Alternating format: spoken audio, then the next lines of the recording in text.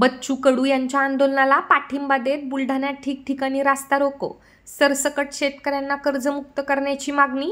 राज्यातील सरसकट शेतकऱ्यांना कर्जमुक्त करावं यासह इतर मागण्यांसाठी बच्चू कडू यांच्यासोबत इतर शेतकरी नेते आंदोलनात सहभागी झाले आहेत। या आंदोलनाला पाठिंबा देत बुलढाणा जिल्ह्यात ठिकठिकाणी विविध आंदोलन करण्यात आले। निदर्शने करत निवेदनही देण्यात आले, ज्यामध्ये मोताळा येथे भजन आंदोलन करून मलकापूर बुलढाणा महामार्ग रोखण्यात आला।